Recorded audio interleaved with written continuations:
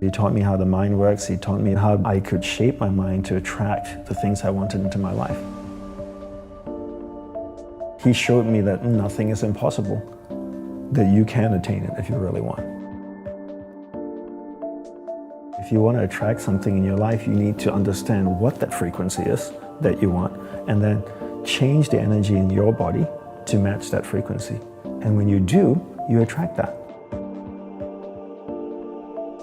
A lot of people talk about this law of attraction and stuff, but I never really understand it or explain it properly. And I think sometimes the New Age world can just get away by saying all kinds of, no, the law of attraction, and do this and do that, and it will attract it into your life. But there's no practical steps or actually understanding the science of how these things work. But once you really understand it and then put the hard work into it, these amazing tools have been around for millenniums. Monks have been using it for thousands of years. And you do affirmations a bit different. You kind of have 3 things that you do that makes them special. Concise choice of positive words, clear visualization, and feeling. And feeling being the most important component, because feeling is emotion, and emotion is energy, and energy is magnetic. Tesla had the saying, if you want to find the secrets of the universe, think in terms of energy, frequency, and vibration. Everything is made up of energy, and that energy is vibrating at a certain frequency. And your job is to match the frequency of what you want. Because that's harmony, right? If your team here can match your frequency, then you're all in alignment and on the same page. And then you work together. It's like a flock of birds that just flow in harmony. You see them flying in the sky. They never crash into each other. They all fly in harmony. It's like the old radios, right? You tune it, the station is 74.5 FM, and if you get to 74.4 FM, you get static and music. 74.6, static and music. 74.5, perfect music. 74.2, just static. And so your goal is to tune your energy to match the frequency of what you want. And then that's when that attraction comes. Concise positive words, clear visualization, and corresponding feeling.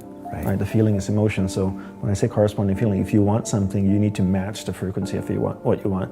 So remember what Tesla said, think in terms of energy, frequency, and vibration. So the same thing with concentration, right? Concentration is a science and an art. A science because there are clear steps that you need to take to work towards a goal, and an art because it requires repetition and practice, right?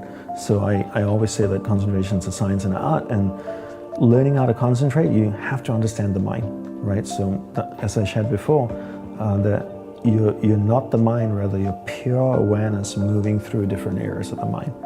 And I define concentration as my ability to keep my awareness on you for an extended period of time until I make a conscious choice to shift it to something else.